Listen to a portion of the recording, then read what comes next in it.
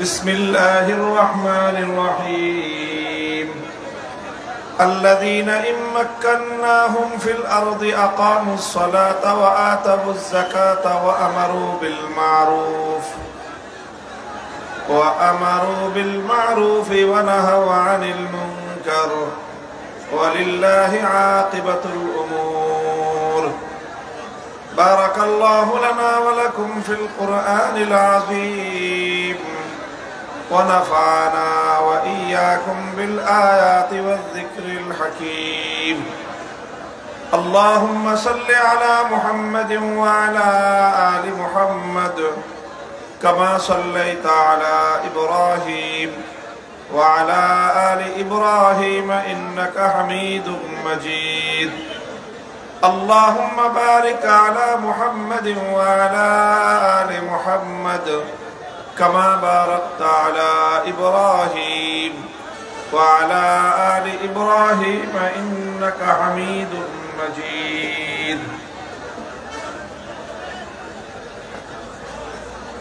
সাতকানিয়া ওলামা পরিষদ ও কেরানীহাট ব্যবসায়ীদের যৌথ উদ্যোগে আয়োজিত আজকের আজিম শান ইসলামী মহাসম্মেলনে উপস্থিত সম্মানিত সভাপতি, উপস্থিত হযরত উলামায়ে কেরাম, শ্রদ্ধাভাজন আমার মুরব্বী সাহেবান, সমবেত ইসলাম প্রিয়, কোরআন প্রেমিক, নবী প্রেমিক, তাওহীদি মুসলমান ভাই ও বন্ধুগণ,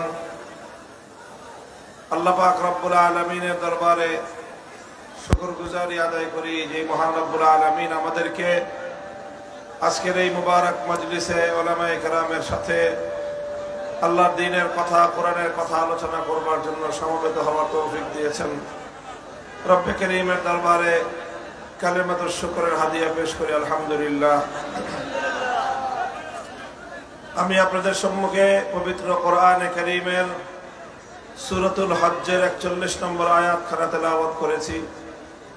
উল্লেখিত আয়াতের মধ্যে আল্লাহ পাক রব্বুল আলামিন যারা মুমিন এবং মুসলমান, যারা আল্লাহকে বিশ্বাস করে, আল্লাহর দ্বীনকে যারা বিশ্বাস করে, তাদের হাতে যদি রাষ্ট্র ক্ষমতা যায়, তারা যদি রাষ্ট্র ক্ষমতা পায়, তাহলে তারা কি কাজ করবে সেই দায়িত্বের কথা আল্লাহ কোরআনে পাকের মধ্যে উল্লেখ করেছেন। আল্লাহ বলছেন, আল্লাযীনা ইম্মাক্কান্নাহুম ফিল আরদি আকামুস সালাতা ওয়া আতাবুজ যাকাতা ওয়া আমারু বিল মা'রুফি ওয়া নাহাউ আনিল মুনকার। ঈমানদার বিশ্বাসী তো তারাই যাদেরকে আমি আল্লাহ যদি রাষ্ট্র ক্ষমতা দান করি, পৃথিবীতে যদি তারা কর্তৃত্ব লাভ করতে পারে, তাহলে তারা সেই রাষ্ট্র ক্ষমতা এবং সেই কর্তৃত্ব ব্যবহার করে কি করবে? আল্লাহ বলছেন যে তারা প্রধানত এবং প্রথমত তারা 4টি কাজ করবে। কয় কাজ? আপনারা কি আমার কথা শুনতেছেন না চতুর্দিকে শুধু হট্টগোল করতেছেন? কথা তো বুঝতে হবে।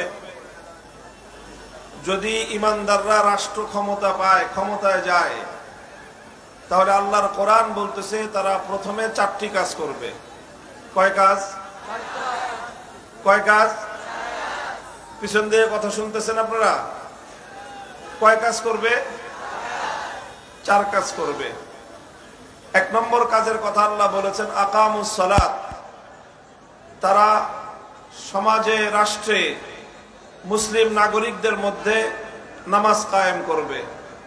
এটা হলো সরকারের প্রথম দায়িত্ব। যদি সরকার মুসলিম হয়, ঈমানদার হয়, ক্ষমতাসীন যদি ঈমানদার এবং মুসলমান হয়, তো ক্ষমতায় যাওয়ার পর তাদের সর্বপ্রথম কাজ হলো মুসলমানদের মধ্যে নামাজ কায়েম করবে। 2 নম্বর কাজ হলো ওয়া আতাউজ যাকাত। তারা মুসলিম সমাজের মধ্যে যাকাত ব্যবস্থা বাস্তবায়ন করবে। যাকাত ব্যবস্থা বাস্তবায়ন করবে। 3 নম্বর কাজ হলো আমারু বিল মা'রুফ।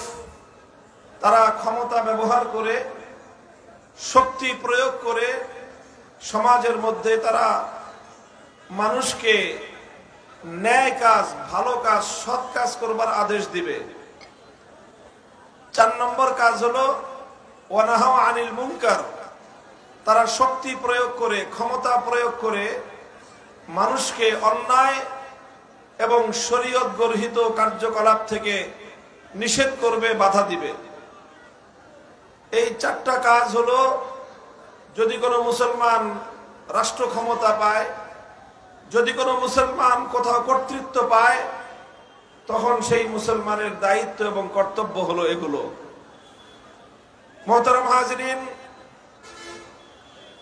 এই দায়িত্বগুলো আল্লাহ পাক, আল্লাহর কোরআন বলছে। এটা দুনিয়ার কোনো মানুষের বানানো কথা না, এটা কোনো আলেম ওলামাদের কথা না, অথবা এটা ইসলামী রাজনীতিবিদদেরও কথা নয়। এটা সরাসরি আল্লাহর কোরআনের সূরাতুল হজ্জের 41 নম্বর আয়াতের সরল অনুবাদ আমি বললাম। প্রথম কথাই আল্লাহ বলেছেন যে আকামুস সালাত, নামাজ কায়েম করবে। এরপরেই আল্লাহ বলেছেন আতাউজ যাকাত, যাকাত ব্যবস্থা বাস্তবায়ন করবে। অবশ্যই ইসলামী সরকার যদি ক্ষমতা পায়, জনগণের উন্নয়নে ভূমিকা রাখবে, রাস্তাঘাট, ব্রিজ, কালভার্ট নির্মাণ করবে, জনগণের অর্থনৈতিক মুক্তি এবং অর্থনৈতিক উন্নয়নের ক্ষেত্রে তারা অবশ্যই ভূমিকা রাখবে। কিন্তু সব কিছুর আগে তারা যেই কাজ করবে সেটা হলো সমাজের মধ্যে নামাজ কায়েম করবে এবং যাকাত ব্যবস্থা বাস্তবায়ন করবে। নামাজ কায়েম করার মাধ্যমে একদিকে যেমনি ভাবে মানুষের পরকালীন উন্নতি লাভ হবে, পরকালীন মুক্তি নিশ্চিত হবে। কারণ নামাজ হলো ইসলামের 5টি খুঁটির মধ্যে অন্যতম খুঁটি। ঈমানের পরে মুসলমানের উপর সবচেয়ে গুরুত্বপূর্ণ বিধান হলো নামাজ। কাজেই যখন রাষ্ট্র এবং সরকার সরকারি ব্যবস্থাপনা দিয়ে গোটা জাতির মধ্যে নামাজের ব্যবস্থা কায়েম করবে, তখন জাতির আধ্যাত্মিক উন্নতি হবে এবং পরকালীন উন্নতি হবে। আলহামদুলিল্লাহ, এই পরকালীন উন্নতি, আখিরাতের উন্নতির মধ্য দিয়ে জনগণ এবং দেশের ইহকালীন উন্নতিও সাধন হবে। জনগণের এবং রাষ্ট্রের পার্থিব উন্নতিও সাধন হবে। কিভাবে হবে? কোরআনে কারীমের মধ্যে আল্লাহ পাক রব্বুল আলামিন নামাজের উপকারিতা বর্ণনা করতে গিয়ে আল্লাহ নিজেই বলেছেন, ইন্নাস সালাতা তানহা আনিল ফাহশাই ওয়াল মুনকার ওয়া লাযিকরুল্লাহি আকবার ওয়াল্লাহু ইয়ালামু মা তাসনাউন। আল্লাহ বলেছেন যে নিশ্চয়ই নামাজ মানুষকে অন্যায় এবং অশ্লীল কাজ থেকে বিরত রাখে, বাধা দেয়। রাষ্ট্র এবং সরকার যদি সমাজে, রাষ্ট্রে, মুসলমানদের মধ্যে নামাজ বাস্তবায়ন করে, নামাজ কায়েম করে, তাহলে রাষ্ট্রের, সরকারের কোন মন্ত্রী বেনামাজি থাকতে পারবে না। রাষ্ট্রের কোন গুরুত্বপূর্ণ আমলা বেনামাজি থাকতে পারবে না। রাষ্ট্রের গুরুত্বপূর্ণ মানুষ, দায়িত্বশীলরা কেউ নামাজ ছাড়া থাকতে পারবে না। গোটা রাষ্ট্রের মধ্যে, গোটা জনগণের মধ্যে যখন নামাজ ব্যাপকভাবে বাস্তবায়িত হবে, তখন যেই নামাজের যে উপকারিতা, অধিকাংশ নামাজীর মধ্যে আমরা আশা করি যে তখন তাদের মধ্যে অন্যায় এবং অশ্লীল কাজ বন্ধ হয়ে যাবে। এর মাধ্যমে জনগণের নৈতিক উন্নয়ন ঘটবে, মানুষের চরিত্রের উন্নতি ঘটবে, মানুষের ইথিক্যাল ডেভেলপমেন্ট হবে। আর এইভাবে যখন মানুষের নীতি নৈতিকতার যখন উন্নয়ন হবে, তখন এই উন্নয়নের সুফল শুধুমাত্র নামাজি ব্যক্তি একা ভোগ করবে না, এই উন্নয়নের সুফল গোটা রাষ্ট্রের সকল জনগণ ভোগ করবে। কারণ যখন রাষ্ট্রের ঊর্ধ্বতন দায়িত্বশীলদের নীতি নৈতিকতার মান উন্নত হবে, তখন রাষ্ট্রের এই ঊর্ধ্বতন দায়িত্বশীলরা জনগণের সম্পদ পাচার করে বিদেশে কোনো বেগমপাড়া করতে পারবে না। এভাবে যখন দেশের ব্যাপক জনগোষ্ঠীর মধ্যে নামাজের সুফল বাস্তবায়িত হবে এবং তাদের নীতি নৈতিকতার উন্নয়ন ঘটবে, তখন সেই সমাজে কোনোদিন জনগণের সম্পদ দিয়ে নির্মিত ব্রিজের মধ্যে লোহার বদলে বাঁশ পাওয়া যাবে না। এইভাবে তখন রাষ্ট্রের মধ্যে যে উন্নতি হবে সেই উন্নতি টেকসই উন্নতি হবে। তখন আর শত কোটি টাকার বরাদ্দ থেকে 100 টাকা থেকে বরাদ্দ থেকে 80 টাকা মধ্যস্বত্বভোগী টেন্ডারবাজ ক্ষমতাবানরা জনগণের সম্পদ লুটপাট করে খাবে না, বরং জনগণের রাষ্ট্রের সম্পদ যেই খাতে বরাদ্দ হবে সেই খাতে শতভাগ সেটার প্রয়োগ হবে। আর শতভাগ যখন অর্থ প্রয়োগ হবে, ব্যয় হবে, তখন 10 বছরের রাস্তা 1 বছরের মাথায় ভেঙ্গে চূর্ণ বিচূর্ণ হবে না। এভাবে অল্প সম্পদ দিয়ে রাষ্ট্রের উন্নতি বহু গুণে বহু বেশি মাত্রায় অভূতপূর্বভাবে রাষ্ট্রের উন্নতি সাধন হবে। এই জন্য আল্লাহর কোরআন বলেছে, ক্ষমতা পেলে মুসলমান রাষ্ট্রের দায়িত্ব হবে, মৌলিক দায়িত্ব হবে জনগণের মধ্যে নামাজ কায়েম করা। এই নামাজ কায়েম করার মাধ্যমে একদিকে জনগণের যেরকম আধ্যাত্মিক উন্নতি হবে, পরকালের উন্নতি হবে, অপরদিকে রাষ্ট্রের যাবতীয় উন্নয়নের পিছনে এটা শক্তিশালী ভূমিকা পালন করবে। এই জন্য ইতিহাস থেকে আমরা পাই, খলিফাতুল মুসলিমিন ওমর ফারুক রাদিয়াল্লাহু তাআলা আনহু, যিনি পৃথিবীর ইতিহাসের অন্যতম একজন সফল রাষ্ট্রনায়ক ছিলেন, শুধু মুসলিম জাতির মধ্যে নয়, বরং জাতি ধর্ম বর্ণ নির্বিশেষে বিশ্ব ইতিহাসে যাকে একজন সফল রাষ্ট্রনায়কের স্বীকৃতি প্রদান করা হয়, সেই ওমর, খলিফা ওমর, তারা কিভাবে সফলতা অর্জন করেছিলেন, তাদের শাসনকাল কেন স্বর্ণযুগে পরিণত হয়েছিল, তার যে যদি প্রকৃত কারণ আমরা খুঁজে দেখি, খলিফা ওমর রাদিয়াল্লাহু আনহুর ইতিহাস খুঁজলে একটা বর্ণনা পাওয়া যায়। খলিফাতুল মুসলিমিন ওমর ফারুক রাদিয়াল্লাহু তাআলা আনহু, তিনি তার শাসনকালে গোটা রাষ্ট্রের সকল গভর্নরদের প্রতি, সকল প্রশাসকদের প্রতি তিনি একটা রাষ্ট্রীয় সার্কুলার জারি করেছিলেন। বুখারী শরীফ সহ হাদিসের কিতাবগুলোর মধ্যে তার ভাষ্য উল্লেখ হয়েছে। খলিফা ওমর তার গভর্নরদেরকে লক্ষ্য করে বলেছিলেন, ইন্না আহাম্মা উমুরিকুম ইনদি আস-সালাহ ফামান হাফিজাহা ফাহুয়া লিমা সিওয়াহা আহফাজ ওয়া মান দাইয়াহা ফাহুয়া লিমা সিওয়াহা আদিয়া। হে আমার মুসলিম বিশ্বের গভর্নরেরা, তোমরা শুনে রাখো, আমি খলিফা ওমর বলতেছি, আমার দৃষ্টিতে তোমাদের সবচেয়ে গুরুত্বপূর্ণ কাজ, তোমাদের সবচেয়ে গুরুত্বপূর্ণ দায়িত্ব হলো মুসলিম সমাজের মধ্যে নামাজ কায়েম করা। যেই গভর্নর, যেই দায়িত্বশীল, যেই প্রশাসক সে নামাজকে সঠিকভাবে বাস্তবায়ন করবে, তার দায়িত্বপ্রাপ্ত এলাকার অন্য সকল কাজ আরো নিখুঁতভাবে পরিচালিত হবে। আর যেই গভর্নর, যেই প্রশাসক, যেই দায়িত্বশীল সে নামাজের ব্যাপারে যত্নবান হবে না, নামাজকে ধ্বংস করবে, সে গোটা প্রশাসন, গোটা রাষ্ট্র, জনগণের সকল অধিকার তার দ্বারা খর্ব হবে। মুহতারাম হাজিরিন, এটা ইতিহাসের জ্বলন্ত এক নিদর্শন আপনাদের সামনে আমি উপস্থাপন করলাম। এই জন্য আমরা বিশ্বাস করি, মুসলমানরা যদি তাদের রাষ্ট্র ব্যবস্থার মধ্যে, রাষ্ট্রীয় ব্যবস্থাপনায়, সরকারি উদ্যোগে সমাজের মধ্যে নামাজ কায়েম করার উদ্যোগ গ্রহণ করে, গোটা জাতির নৈতিকতার উন্নয়ন হবে, আধ্যাত্মিকতার উন্নয়ন হবে। সে জাতি আর কোনোদিন দুর্নীতিগ্রস্ত হতে পারে না। দুর্নীতি শুধু মন্ত্রীরা করে না, দুর্নীতি শুধু আমলারা করে না। বর্তমান প্রচলিত রাজনৈতিক ব্যবস্থায়, বর্তমান প্রচলিত সমাজ ব্যবস্থায়, বর্তমান প্রচলিত শাসন ব্যবস্থায় টপ টু বটম, মাথা থেকে পা পর্যন্ত সর্বস্তরে দুর্নীতিতে ছেয়ে গেছে।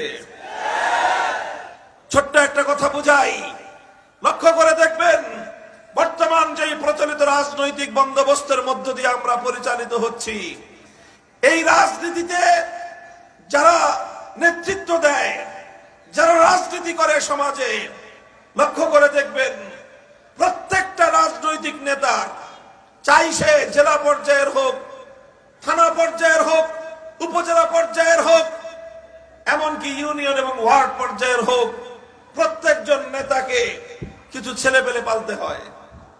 বলেন, এমন কোন নেতা আছে যে ছেলে পেলে পালে না?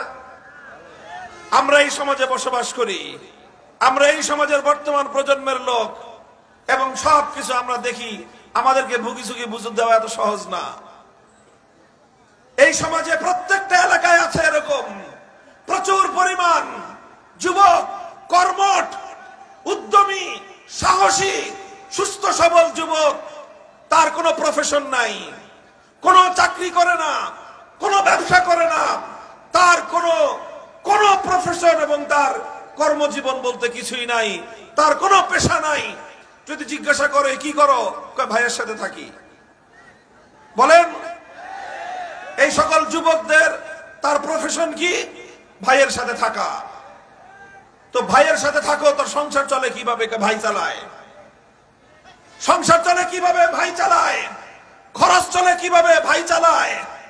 তার সকল দায় দায়িত্ব তার ভাই বহন করে। প্রশ্ন হলো, এই ভাই এত টাকা পায় কোথায়? এখানে এই সরিষার মধ্যে ভূত রয়েছে।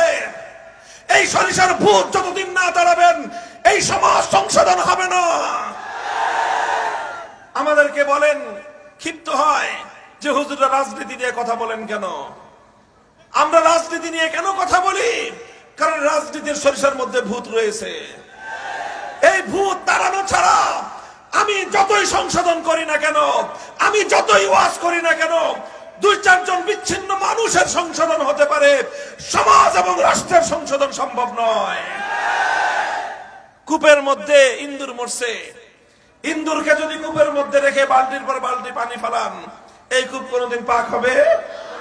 আগে সর্বপ্রথম মরা ইন্দুর ফেলতে হবে, তারপরে 20 বালতি পানি উঠালে কূপ পাক হয়ে যাবে।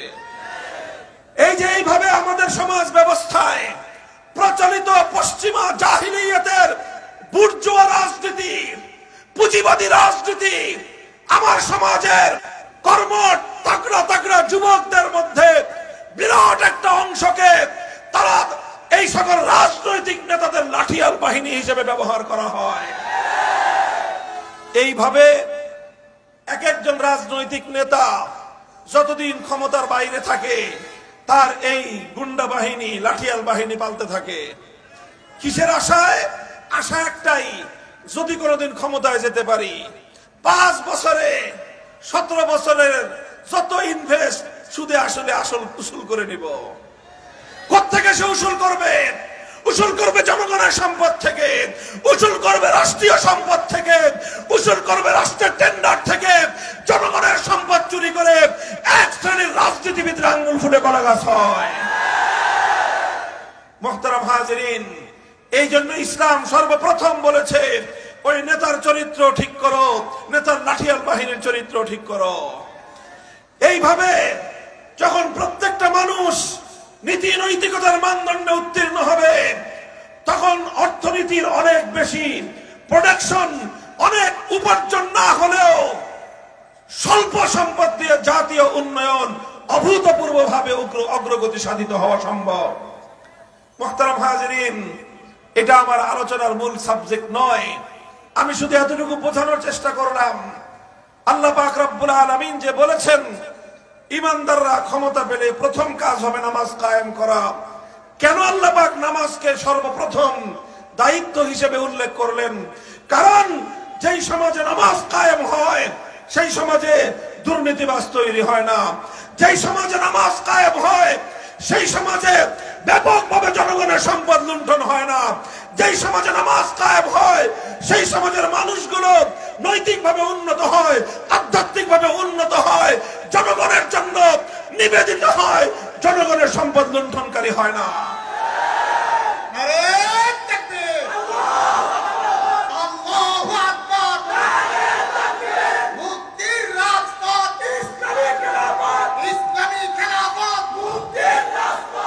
মুহতারাম হাজিরিন, আল্লাহ পাক বলেছেন দ্বিতীয় বিধান, দ্বিতীয় যেই কাজ হবে রাষ্ট্র এবং সরকারের, ওয়া আতাউজ যাকাত, যাকাত ব্যবস্থা বাস্তবায়ন করবে। যাকাত ব্যবস্থা যদি বাস্তবায়ন হয়, আল্লাহর পয়গম্বরের হাদিসের মধ্যে যাকাত ব্যবস্থা সম্পর্কে আল্লাহর নবী বলেছেন, ওয়া তুরাদ্দু আলা ফুকারাইহিম। যাকাত ব্যবস্থা হলো সমাজের মধ্যে অর্থনৈতিক ভারসাম্য তৈরি করার একটা ব্যবস্থা, যেন সমাজের মধ্যে মানুষের মধ্যে ভারসাম্যহীনতা সৃষ্টি না হয়। এক শ্রেণীর মানুষ সম্পদের পাহাড় গড়বে, আরেক শ্রেণীর মানুষ দারিদ্র সীমার নিচে বসবাস করবে। যাকাত ব্যবস্থা বাস্তবায়ন হলে কশ্চিনকালেও এই ভারসাম্যহীন অর্থ ব্যবস্থা প্রতিষ্ঠা হতে পারে না। আমরা আল্লাহর কোরআনকে সামনে রেখে ইসলামের যাকাত ব্যবস্থার উপর আস্থা রেখে দ্ব্যর্থহীন ভাষায় চ্যালেঞ্জ করে বলতে পারি, কোন রাষ্ট্র এবং সমাজের মধ্যে যদি রাষ্ট্রীয়ভাবে সরকারিভাবে যথাযথভাবে যদি যাকাত ব্যবস্থা বাস্তবায়ন করা হয়, সেই সমাজে দারিদ্র বলতে কোনো কিছু থাকতে পারে না। মুহতারাম হাজিরিন, এই যে নামাজ এবং যাকাত, এই সকল ব্যবস্থা যথাযথভাবে বাস্তবায়ন করা, এটা সরকার এবং রাষ্ট্রের অন্যতম গুরুত্বপূর্ণ দায়িত্ব। এবার আপনারা আমার কাছে একটা প্রশ্নের জবাব দিবেন বুঝে শুনে। আপনারা কি আমার কথা সবাই বুঝতেছেন? কারা কারা বুঝতেছেন হাত তুলেন দেখি। মাশাআল্লাহ, হাত নামান। এবার হাত বুঝে শুনে একটা প্রশ্নের জবাব দিবেন। লক্ষ্য করেন, স্লোগান বন্ধ করেন, লক্ষ্য করে বুঝেন। আমি একটা প্রশ্ন করছি, প্রশ্নের জবাব দিন আপনারা। নামাজ ইসলামের 5 স্তম্ভের অন্যতম একটা, ঠিক কিনা? যাকাত ইসলামের 5 স্তম্ভের আরেকটা, কথা ঠিক কিনা?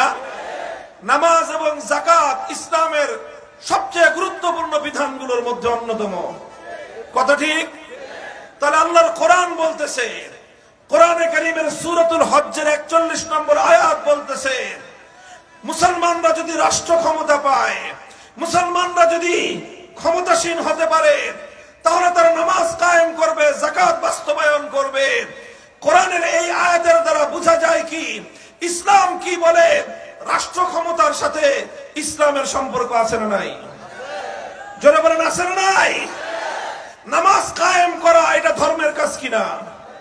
যাকাত বাস্তবায়ন করা ইসলামের কাজ কিনা? জোরে বলেন, ইসলামের কাজ কিনা?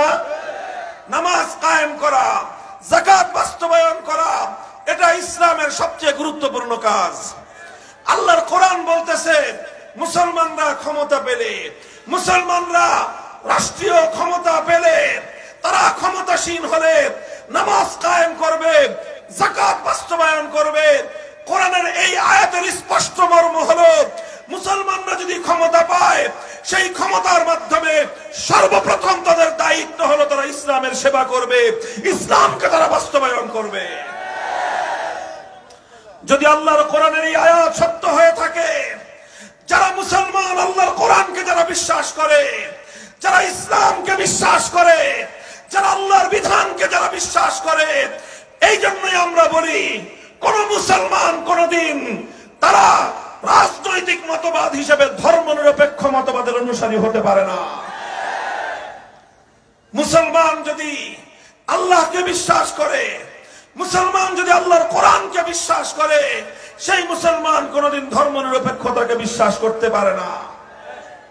বলবেন কারণটা কি? বুঝাই দিচ্ছি আমি আপনাদেরকে, কেন মুসলমান ধর্মনিরপেক্ষ মতবাদ গ্রহণ করতে পারে না। কারণ ধর্মনিরপেক্ষ মতবাদ, সেকুলারিজম কাকে বলা হয়? ধর্মনিরপেক্ষ মতবাদ এবং সেকুলারিজমের মূল কথা হলো এই, রাষ্ট্রের সাথে ধর্মের কোনো সম্পর্ক থাকতে পারবে না। আপনারা বুঝছেন আমার কথা? ধর্মনিরপেক্ষ মতবাদের অর্থ হলো রাষ্ট্রের সাথে ধর্মের কোনো সম্পর্ক থাকতে, কোন ধর্মেরই সম্পর্ক থাকবে না। রাষ্ট্র থাকবে নিরপেক্ষ, রাষ্ট্রের সাথে ইসলামেরও সম্পর্ক থাকবে না, রাষ্ট্রের সাথে হিন্দু ধর্মেরও সম্পর্ক থাকবে না, রাষ্ট্রের সাথে বৌদ্ধ ধর্মেরও সম্পর্ক থাকবে না, রাষ্ট্রের সাথে খ্রিস্টান ধর্মেরও সম্পর্ক থাকবে না। রাষ্ট্র থাকবে সব ধর্মের বিবেচনায় নিরপেক্ষ। এর নামই হলো ধর্মনিরপেক্ষ রাষ্ট্র ব্যবস্থা, ধর্মনিরপেক্ষতার রাজনীতি। তাহলে ধর্মনিরপেক্ষতার মূল কথা হলো রাষ্ট্রের সাথে ধর্মের কোনো সম্পর্ক নাই। এবার লক্ষ্য করে দেখেন, কোরআনে কারীমের সূরাতুল হজ্জের 41 নম্বর আয়াত বলতেছে, যদি মুসলমানরা রাষ্ট্র ক্ষমতা পায়, সেই ক্ষমতা দিয়ে তারা ইসলামকে বাস্তবায়ন করবে। অর্থাৎ ইসলাম বলে, আল্লাহর কোরআন বলে, মুসলমানরা ক্ষমতা পেলে রাষ্ট্রকে ইসলাম অনুযায়ী পরিচালনা করতে হবে। ধর্মনিরপেক্ষ মতবাদ বলতেছে যে রাষ্ট্র কোন ধর্মের সঙ্গে সম্পর্ক রাখতে পারবে না। এই জন্যই বলি, হিন্দু, বৌদ্ধ, খ্রিস্টান, অন্যান্য ধর্মাবলম্বীরা রাজনৈতিক মতবাদ হিসেবে ধর্মনিরপেক্ষ মতবাদ, সেকুলারিজমকে তারা গ্রহণ করলে করতে পারে, তাদের কোনো সমস্যা নাই। কিন্তু কোন মুসলমান কোনদিন ধর্মনিরপেক্ষ হতে পারে না। কথা বুঝলেন? স্লোগান দিয়েন না, এখন কথাটা বুঝেন, গভীর কথা। এই কথা আজকে মীমাংসা করতে হবে বাংলাদেশে।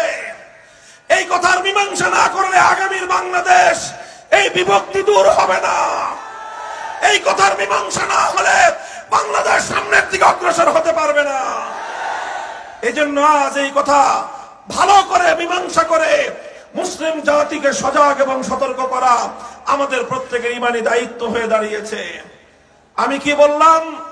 হিন্দু, বৌদ্ধ, খ্রিস্টান ধর্মনিরপেক্ষ মতবাদ অনুসরণ করতে কোনো সমস্যা নাই, কিন্তু কোন মুসলমান ধর্মনিরপেক্ষ মতবাদ অনুসরণ করতে পারে না। প্রশ্ন করতে পারেন, হিন্দু, বৌদ্ধ, খ্রিস্টান পারলে মুসলমান কেন পারবে না? এই হলো প্রশ্ন।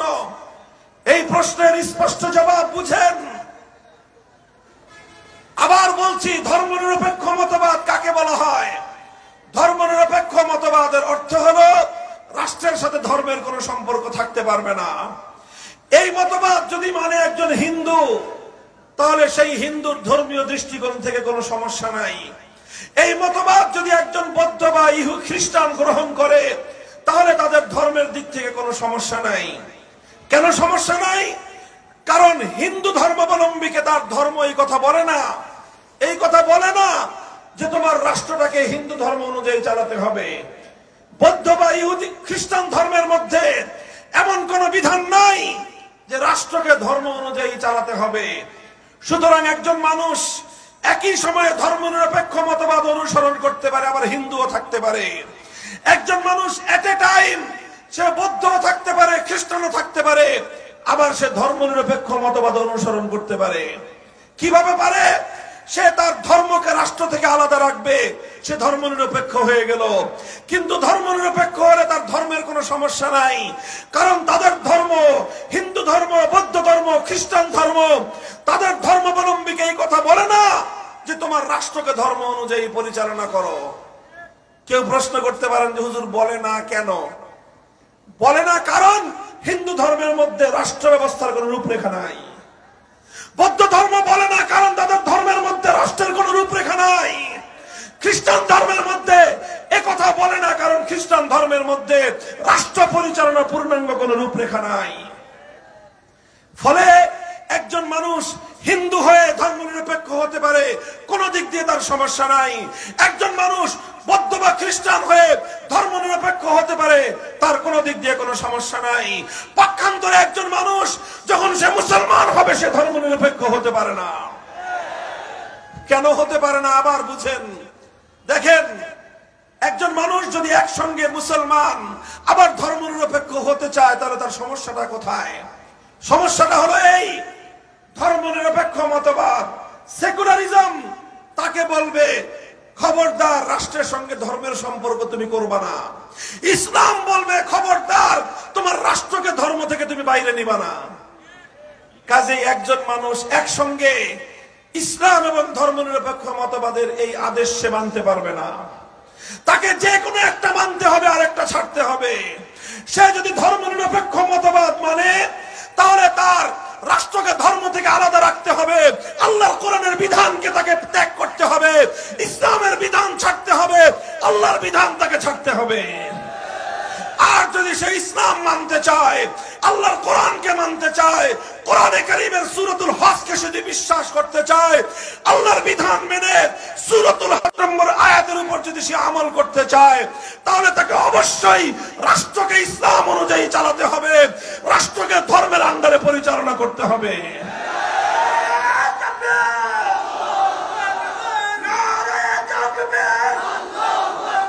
খোদার আকাশ, খোদার জমিন, সর্বকায়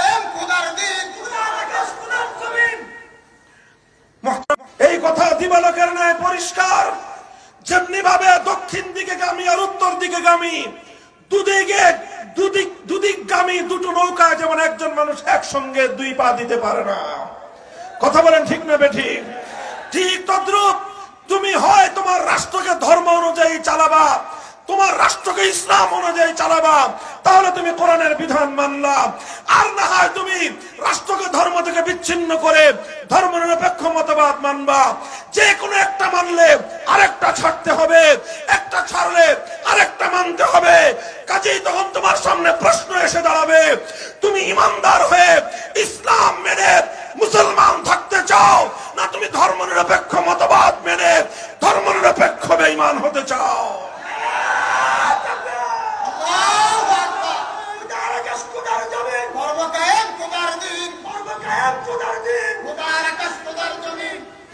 মুহতারাম হাজিরিন, আপনারা কেউ বলতে পারেন, হুজুর আপনি বলতেছেন একজন মুসলমান একই সঙ্গে ধর্মনিরপেক্ষ এবং মুসলমান থাকতে পারে না, অথচ আওয়ামী লীগের লোকজন তো থাকলো। এরা একই সঙ্গে ধর্মনিরপেক্ষ আবার মুসলমানও থাকলো। ভাই, এটা থাকলো কিভাবে জানেন? এটা থাকলো হলো, এই কথা পরিষ্কার, যারা একই সঙ্গে নিজেদেরকে মুসলমান বলে দাবি করে, আবার একই সঙ্গে মতবাদ হিসেবে ধর্মনিরপেক্ষ মতবাদের অনুসারী বলে যারা নিজেদেরকে পরিচয় দেয়, তাদের অবস্থা দুই অবস্থার যে কোনো এক অবস্থা। হয় তারা ধর্মনিরপেক্ষ মতবাদ এবং ইসলাম উভয়টাকে বুঝে শুনে এই কথা বলে। যদি বুঝে শুনে এই কথা বলে কেউ, ধর্মনিরপেক্ষ মতবাদকে যদি কেউ বুঝে শুনে গ্রহণ করে থাকে, স্পষ্ট কথা পরিষ্কার চ্যালেঞ্জ করে বলতে পারি, সে একটা কাট্টা বেঈমান এবং কাফের। আর যদি ধর্মনিরপেক্ষ মতবাদ না বুঝে শুনে এটার অনুসরণ করে থাকে, সেক্ষেত্রে বলতে হবে তার ইসলাম ঠিক আছে, ঈমান ঠিক আছে, তবে সে ধর্মনিরপেক্ষ মতবাদটাকে না বুঝে শুনে একটা মতবাদ অনুসরণ করার কারণে সে একটা গণ্ডমূর্খের। হয় যারা মুসলমান হয়ে রাষ্ট্র ব্যবস্থা ধর্মনিরপেক্ষ মতবাদের অনুসারী, তারা হয় বেঈমান না হয় গণ্ডমূর্খের দল। তৃতীয় অবস্থা হওয়ার কোনো সুযোগ নাই। মুহতারাম হাজিরিন, এই কথাগুলো আমি এজন্যই বলছি, ধর্মনিরপেক্ষ মতবাদ তোমাকে এই কুফরি মতবাদের মাধ্যমে লক্ষ নয় কোটি কোটি মুসলমানকে বেঈমান বানিয়ে সেরেছে। ও দোস্ত, তাই আজ মুসলমানদের কথা পরিষ্কার ভাষায় বুঝতে হবে, বলতে হবে। আমি আমার ব্যক্তিগত কোরআন হাদিসের অ্যানালাইসিস অনুযায়ী আমি দেখেছি এই সমাজের মধ্যে নানা রকম অন্যায় অপকর্ম আছে। সমাজে সমস্ত অন্যায় অপকর্মের দ্বারা মানুষের আমল নষ্ট হয়। একজন মানুষ মাদক সেবন করে, আমল নষ্ট হয়। একজন মানুষ চুরি করে, ডাকাতি করে, দুর্নীতি করে, এটার দ্বারা তার আমল নষ্ট হয়। কিন্তু প্রচলিত পশ্চিমা ধর্মনিরপেক্ষ মতবাদের রাজনীতির দ্বারা একজন মানুষের ঈমান নষ্ট হয়। এই জন্য একজন মানুষের আমলকে পরিশুদ্ধ করবার চেয়েও ঈমানকে পরিশুদ্ধ করা অনেক ঐতিহাসিক দায়িত্ব এবং কর্তব্য। কাজে ইসলামের দৃষ্টিতে, আল্লাহর কোরআনের দৃষ্টিতে, কোরআনে কারীমের সূরাতুল হজ্জের 41 নম্বর আয়াতের ব্যাখ্যায় দ্ব্যর্থহীন ভাষায় কথা বলা যায়, মুসলমান কোনদিন ধর্মনিরপেক্ষ হতে পারে না, মুসলমান কোনদিন সেকুলার হতে পারে না। ঐতিহাসিক ভাবেও এটা তো বললাম আমি কোরআনের আলোকে, ইসলামের দৃষ্টিকোণ থেকে মুসলমানদের দেশে কোনদিন ধর্মনিরপেক্ষ মতবাদ চলতে পারে না। ঠিক ঐতিহাসিক ভাবেও মুসলমানদের এই দেশ, এই শাহজালাল, শাহ মাকদুম, খান জাহান আলীদের এই দেশে কোনদিন ধর্মনিরপেক্ষ মতবাদ চলতে পারে না, ঐতিহাসিক ভাবেই পারে না। বলবেন কোন ইতিহাসের রেফারেন্স আপনি দিচ্ছেন? আমি ইতিহাসের রেফারেন্স দিচ্ছি। আমরা জানি 190 বছর পর্যন্ত ব্রিটিশের আধিপত্যবাদের বিরুদ্ধে সংগ্রাম করে আমাদের এই দেশটা স্বাধীন হয়েছিল। 1947 সালে যখন দেশটা স্বাধীন হয়, তখন মুসলমান এবং হিন্দুদের মধ্যে একটা দ্বন্দ্ব দেখা দিয়েছিল, একটা মতপার্থক্য দেখা দিয়েছিল। সেই মতপার্থক্য হলো এই দেশটা চলবে কিভাবে। তখন সংখ্যাগরিষ্ঠ মুসলমান এমন একটা ভূখণ্ড চাই যেই ভূখণ্ডে আর কিছু হোক বা না হোক, সেই ভূখণ্ড অনেক বড় না হতে পারে, সেই দেশ সেই ভূখণ্ড অর্থনৈতিকভাবে অনেক সমৃদ্ধ না হতে পারে, সেই ভূখণ্ড সামরিকভাবে অনেক শক্তিশালী না হতে পারে, কিন্তু মুসলমানদের সেই ভূখণ্ডে আর কিছু না থাকলেও সেই ভূখণ্ডে আইন চলবে আল্লাহর আইন, সেই ভূখণ্ডের সংবিধান হবে আল্লাহর কোরআনের সংবিধান। হিন্দুরা বলেছিল না, আমরা এমন একটা দেশ চাই যেই দেশটা ধর্মনিরপেক্ষ মতবাদ অনুযায়ী পরিচালিত হবে। শেষ পর্যন্ত 47 সালে দেশ ভাগাভাগি হয়েছে। বৃহৎ ভাগ 16 আনার মধ্যে 12 আনা নিয়েছে হিন্দুরা, 4 আনা দিয়েছিল মুসলমানদেরকে। ভাগাভাগির সময় মুসলমানদের সঙ্গে বঞ্চনা করা হয়েছে, মুসলমানদের সঙ্গে বৈষম্যমূলক আচরণ করা হয়েছে, মুসলমানদেরকে তাদের ন্যায্য এবং প্রাপ্য অধিকার থেকে বঞ্চিত করা হয়েছে। আমরা মুসলমান, আমাদের পূর্বপুরুষরা সব বৈষম্য মেনে নিয়েছিল, সমস্ত বঞ্চনা মেনে নিয়েছিল, শুধু একটা স্বপ্ন নিয়ে, শুধু একটা তামান্না নিয়ে, শুধু একটা আকাঙ্ক্ষা নিয়ে। সেই আকাঙ্ক্ষা ছিল আর কিছু পাই বা না পাই, একটা দেশ পাবো, একটা ভূখণ্ড পাবো, যেই ভূখণ্ডে আমরা শাসিত হব আল্লাহর কোরআনের আইনের দ্বারা। মুহতারাম হাজিরিন, এভাবেই 47 সালে দেশটা ভাগ হয়েছিল। সেই দেশ ভাগ করে ইসলামী রাষ্ট্র গঠন করবার জন্য গোটা ভারতবর্ষে সবচেয়ে বেশি ত্যাগ আর কোরবানি স্বীকার করেছিল বাংলাদেশের মুসলমানেরা। কিন্তু দুঃখ এবং পরিতাপের বিষয়, 24 বছর পর্যন্ত পশ্চিম পাকিস্তানের স্বৈর শাসকরা আল্লাহর জমিনে কোরআনের বিধান বাস্তবায়ন না করে তারা যেমনি ভাবে আল্লাহর সঙ্গে বেঈমানি করেছে, আল্লাহর সঙ্গে গাদ্দারি করেছে, মুসলমানদের সঙ্গে তারা বিশ্বাসঘাতকতা করেছিল। এজন্যই 71 সালে পাকিস্তান ভেঙ্গে টুকরো হয়ে গিয়েছে, বাংলাদেশ স্বাধীন হয়েছে। কিন্তু বিগত 53 বছর পর্যন্ত সেই 47 সালের ভাগ অনুযায়ী যারা ধর্মনিরপেক্ষ মতবাদ মানবে তাদের দেশ হলো ভারত, আর যারা মুসলমানদের ভূখণ্ড এই বাংলাদেশে থাকতে চায় তাদের দাবি ছিল, তাদের আকাঙ্ক্ষা ছিল, তাদের ভাগে পড়েছিল এমন একটা ভূখণ্ড যেই ভূখণ্ডে আইন চলবে ইসলামী শরীয়তের, যেই ভূখণ্ডে আইন চলবে আল্লাহর কোরআনের, যেই ভূখণ্ডে সংবিধান হবে আল্লাহর কোরআনের। মুহতারাম হাজিরিন, কিন্তু দুঃখ এবং পরিতাপের বিষয়, 71 সালে মুক্তিযুদ্ধে বিজয় অর্জন করার পরে 71 সালে যারা মুক্তিযুদ্ধে নেতৃত্ব দিয়েছিলেন সেই আওয়ামী লীগের নেতা শেখ মুজিবুর রহমান সাহেব, তিনি যখন পাকিস্তান থেকে ছাড়া পেয়ে লন্ডন হয়ে দেশে ফিরে আসবেন তখন তাকে দেশে ফিরতে দেওয়া হয় নাই। বাংলাদেশে আসার আগে তাকে নয়াদিল্লিতে তার প্লেন ল্যান্ড করতে বাধ্য করা হয়েছে। ভারতের নয়াদিল্লি থেকে তৎকালীন ভারতের প্রধানমন্ত্রী শ্রীমতী ইন্দিরা গান্ধী শেখ মুজিবুর রহমান সাহেবের কাছে একটা চিরকুট লিখে, প্রেসক্রিপশন লিখে দিয়েছিলেন আর বলেছিলেন তোমার দেশের সংবিধান হবে এমন একটা সংবিধান যেই সংবিধানের মূলনীতিগুলি হবে সব ভারতীয় সংবিধানের মূলনীতি। এইভাবে 71 সালে মুক্তিযুদ্ধে বিজয় অর্জন করার পরে 72 সালে সংবিধান রচনার মধ্য দিয়ে এই স্বাধীন মুসলমানদের ভূখণ্ডকে ভারত মাতার চরণ তলে বলি দেওয়া হয়েছিল। এভাবে বিগত 53 বছর পর্যন্ত বাংলাদেশের মুসলমানদের সাথে বিশ্বাসঘাতকতা করা হয়েছে, বেঈমানি করা হয়েছে, তাদেরকে আল্লাহর কোরআনের শাসন থেকে বঞ্চিত করা হয়েছে, তাদেরকে ইসলামী আইন থেকে বঞ্চিত করা হয়েছে। আমরা 2024-এর জুলাই আগস্টের বিপ্লবের পর এখন আমরা বলতে চাই আমরা অনেক কিছু দেখেছি, আমরা আর ভারতীয় আধিপত্যবাদ দেখতে চাই না। আমরা মুসলমানদের মাটিতে ভারতীয় আধিপত্যবাদের, ধর্মনিরপেক্ষ মতবাদের সংবিধান দেখতে চাই না। আমরা এমন একটা বাংলাদেশ দেখতে চাই যেই বাংলাদেশের জন্য 1947 সালে শেরে বাংলা কে ফজলুল হক ঐতিহাসিক লাহোরে প্রস্তাব দিয়েছিলেন, যেই প্রস্তাব অনুযায়ী মুসলমানদের স্বাধীন ভূখণ্ড বাংলাদেশে আল্লাহর কোরআনের শাসন জারি হওয়ার কথা।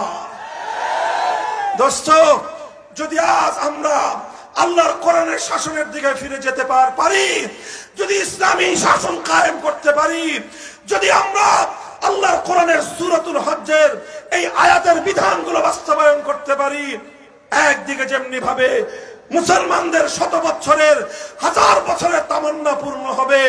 অপরদিকে হিন্দু, বৌদ্ধ, খ্রিস্টান সহ প্রতিটি জাতি যার যার প্রাপ্য অধিকার ফিরে পাবে। আমি ওপেন চ্যালেঞ্জ করে বলতে পারি, ইসলাম যেভাবে অন্যান্য ধর্মাবলম্বীদের অধিকারের নিশ্চয়তা দিয়েছে, ইসলাম যেভাবে অন্যান্য ধর্মাবলম্বীদের জান, মাল, ইজ্জত, আবরু এবং ধর্মীয় নিরাপত্তা নিশ্চয়তা দিয়েছে, পৃথিবীর আর কোন মতবাদ সেভাবে দিতে পারে নাই। তাই এজন্য আজ 5ই আগস্টের বিপ্লব পরবর্তী বাংলাদেশে, হে আমার যুবক ভাইয়েরা, তরুণ প্রজন্ম, হে বাংলাদেশের সচেতন জনতা, এবার বাংলাদেশে 5ই আগস্টের বিপ্লব আমাদেরকে চোখে আঙুল দিয়ে দেখিয়ে দিয়েছে, যদি দেশের জনগণ প্রস্তুত হয়, জনগণের সেই প্রস্তুতির সঙ্গে যদি আমার আল্লাহর সাহায্য শামিল হয়, পৃথিবীর কোন শক্তি তাদেরকে দাবায় রাখতে পারে না।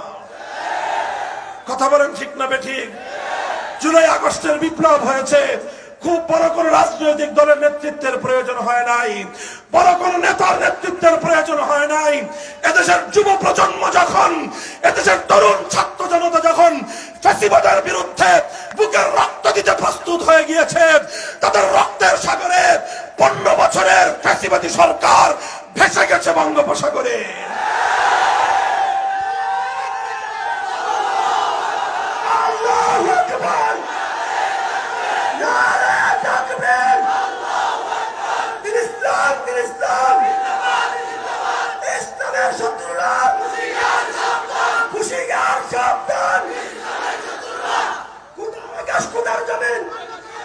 মুহতারাম হাজিরিন, আমরা পরিষ্কার ভাষায় বলতে চাই, 5ই আগস্ট যে বিপ্লব হয়েছে, এই বিপ্লব যদিও পূর্ণাঙ্গ ইসলামী বিপ্লব ছিল না, তবে এই বিপ্লব ইসলামী বিপ্লবের পূর্বাভাস।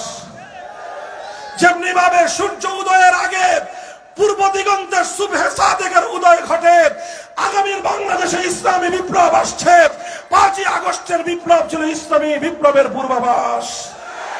5ই আগস্ট দুপুর বেলার 1 ঘন্টায় টেকনাফ থেকে তেঁতুলিয়ায় তাওহীদবাদী বিপ্লবীরা ভাস্কর্য নামক সমস্ত মূর্তি মুসলমানদের জনপদ থেকে ভেঙে গুড়িয়ে দিয়েছে। অথচ কোন হিন্দুদের প্রতিমায়, কোন হিন্দুদের মন্দিরে, কোন হিন্দুদের মূর্তির গায়ে একটা ফুলের টোকাও দেয় নাই। অর্থাৎ যদি তাওহীদের বিজয় হয়, তাওহীদের বিপ্লব হয়, সাম্প্রদায়িকতা ছাড়াই ইসলামের বিজয় হয়, ইসলামের মধ্যে অন্য সম্প্রদায়ের ধর্মীয় অধিকার খর্ব করবার কোন সুযোগ নাই। সংগ্রামী সাথী ও বন্ধুগণ, এই সব দৃষ্টিকোণ থেকে আল্লাহর কোরআনের আলোকে, ইতিহাসের আলোকে, ভাগ বাটোয়ারার হিস্সা অনুযায়ী আমি আজ বাংলাদেশে স্পষ্ট ভাষায় দাবি তুলতে চাই। প্রথম কথা হলো এই ধর্ম, অর্থাৎ রাষ্ট্র থেকে ধর্মকে বিচ্ছিন্ন করবার এই ভারতীয় এজেন্ডা মুসলমানদের বাংলাদেশে চলতে পারে না, আমরা চলতে দেব না। ভারতের পচা, বস্তা পচা ধর্মনিরপেক্ষ মতবাদ দিল্লিতে পাচার করে দিতে হবে। আর এই বাংলাদেশ লাহোর প্রস্তাবের ভিত্তিতে, এই বাংলাদেশ হাজী শরীয়তুল্লাহর ইচ্ছার ভিত্তিতে, এই বাংলাদেশ তিতুমিরের শাহাদাতের রক্তের ভিত্তিতে, এই বাংলাদেশ ফকির মজনু শাহদের সংগ্রামের ভিত্তিতে আল কোরআনের শাসন অনুযায়ী পরিচালিত হতে হবে। আমরা বাংলাদেশ, অনেক রঙের বাংলাদেশ দেখেছি, কথা বলেন ঠিক কিনা? প্রথমে আমরা দেখেছি সোনার বাংলাদেশ, এরপরে দেখেছি নতুন বাংলাদেশ, এরপরে শুনেছি সবুজ বাংলাদেশের কথা, এরপরে আমরা দেখেছি ডিজিটাল বাংলাদেশ। যাওয়ার আগে আমাদের বিদায়ী আপা আমাদেরকে স্মার্ট বাংলাদেশের ভেলকিও দেখায় গেছেন। সব রঙের বাংলাদেশ দেখা শেষ। হে সাতকানিয়ার তাওহীদি জনতা, আল কোরআনের অনুসারী, আল্লাহর পয়গম্বরের সাচ্চা উম্মতেরা, আমরা এবার শপথ করতে চাই, এবারের বাংলাদেশ হবে ইসলামের বাংলাদেশ, আল কোরআনের বাংলাদেশ।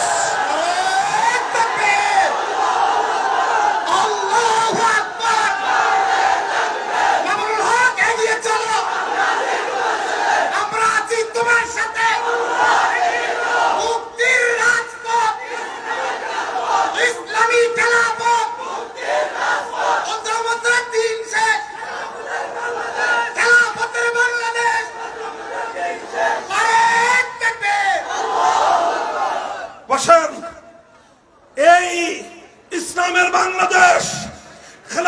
বাংলাদেশ গড়বার জন্য প্রস্তুত আছেন তো? মনে রাখবেন, এটা শুধুমাত্র বক্তৃতা দিয়ে হবে না। যারা মনে করেন মামুনুল হক সাহেব বক্তৃতা দিয়ে কায়েম করে ফেলবে, ভুল ধারণা। শুধু বক্তৃতা দিয়ে বিপ্লব আসে না, শুধু বিপ্লব দিয়ে, শুধু বক্তৃতা দিয়ে আদর্শের বিজয় হয় না। শুধু স্লোগান দিয়ে ইসলামকে বিজয়ী করবেন, ইসলাম কায়েম করবেন সম্ভব? শুধু স্লোগান দিয়েও সম্ভব না, শুধু বক্তৃতা দিয়েও সম্ভব না। এজন্য আমাদের প্রত্যেককে আদর্শিকভাবে ইসলামী রাষ্ট্র ব্যবস্থার পক্ষে ঘাম ঝরানো দাওয়াতি পরিশ্রম করতে হবে। প্রতিটি মানুষকে, হিন্দু, বৌদ্ধ, খ্রিস্টান, মুসলমান, ধর্ম বর্ণ নির্বিশেষে প্রতিটি মানুষের কাছে খেলাফতের পয়গাম পৌঁছে দিয়ে বোঝাতে হবে, খেলাফত ব্যবস্থায় সৃষ্টিকর্তা প্রদত্ত রাজনৈতিক ব্যবস্থা, এটাই সকল জাতির মুক্তি নিশ্চিত করতে পারে। ঘাম ঝরানো পরিশ্রম করতে হবে। করবেন তো? করবেন তো? তবে শুধু ঘাম ঝরিয়ে হবে না, ঘাম ঝরানোই বিপ্লব হয় না। ঘাম ঝরানো পরিশ্রমের পাশাপাশি আল্লাহর সাহায্যের প্রয়োজন। এজন্য চোখের অশ্রু দিয়ে আল্লাহর কাছে সাহায্য চাইতে হবে। চাইবেন তো? এভাবে আমার বুকের ঘাম আর চোখের অশ্রু যখন ঝরতে থাকবে, ঘাম আর অশ্রুর মাধ্যমে একটা জমিন বিপ্লবের জন্য উর্বর হয়ে ওঠে। এই জমিন যখন বিপ্লবের জন্য উর্বর হবে, শুধু ঘাম আর অশ্রু দিয়ে কোনো বিপ্লব আসে না, তবে ঘাম আর অশ্রুর মাধ্যমে জমিন বিপ্লবের জন্য উপযুক্ত হয়, জমিন বিপ্লবের জন্য উর্বর হয়। এই ঘাম আর অশ্রু দিতে দিতে এই জমিন যখন বিপ্লবের জন্য উর্বর হবে, তখন সেই উর্বর জমিনে শাহাদাতের রক্ত দিতে হবে। সেই শাহাদাতের রক্ত দেওয়ার জন্য আবু সাঈদ, মুগ্ধ, খুবাইব আর মাহমুদদের মতো 2000 নয়, যদি 2 লক্ষ যুবকের তাজা প্রাণের প্রয়োজন হয়, মাথায় শহীদি কাফনের, শহীদি ঈদগাহে রক্ত দিতে কারা প্রস্তুত থাকবে?